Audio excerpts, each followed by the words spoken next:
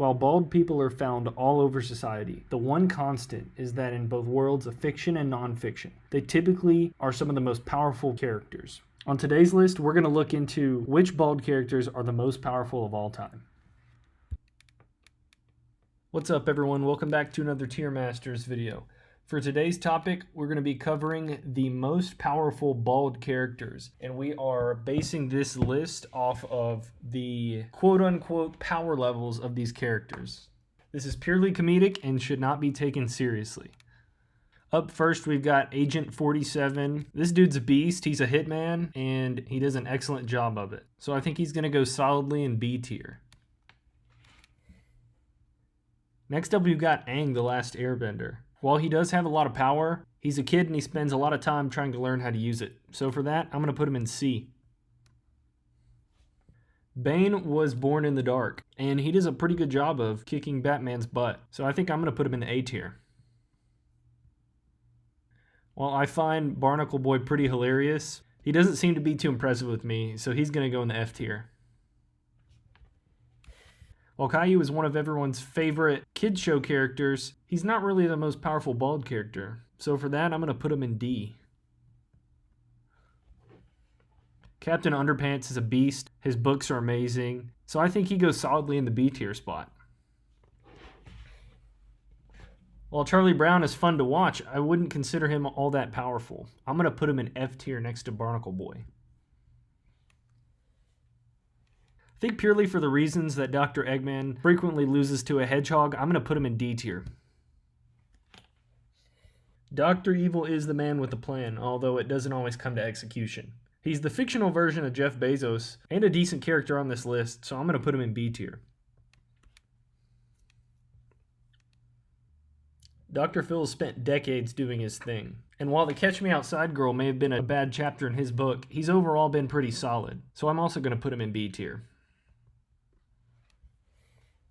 Now, don't get me wrong, I like The Rock, but I think I'm going to put him in C tier, kind of how his acting career has been. While he was one of the best wrestlers in the WWE, he just kind of does movies for money and plays the same character in every film, so he's going in C.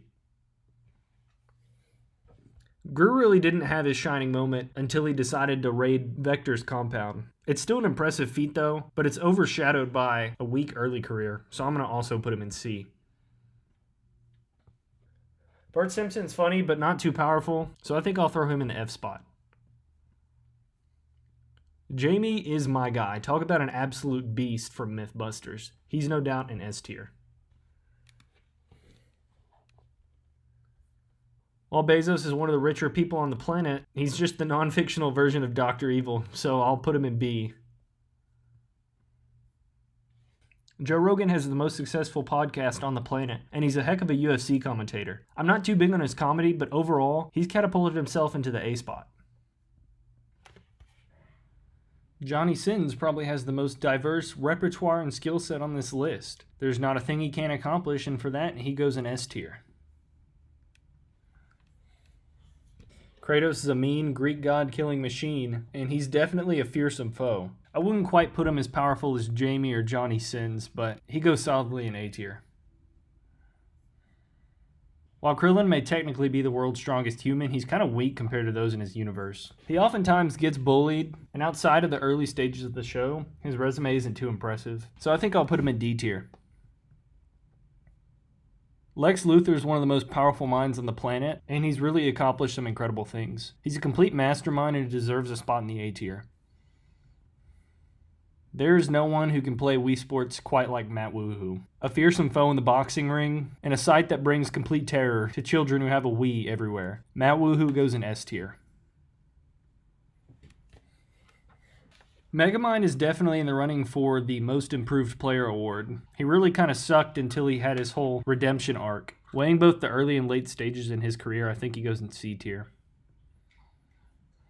There's a reason why Michael Jordan is widely considered the GOAT. He's one of the fiercest competitors of all time and was a complete icon. His brand is still massive today, and he deserves a spot in the S tier.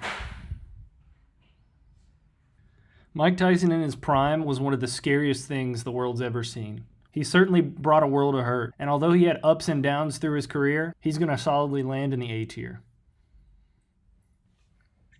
Morbius is a confident and intimidating character, and while that may be true, he isn't the most powerful in his franchise. He's still very memeable and iconic though, so I think he goes in the C tier.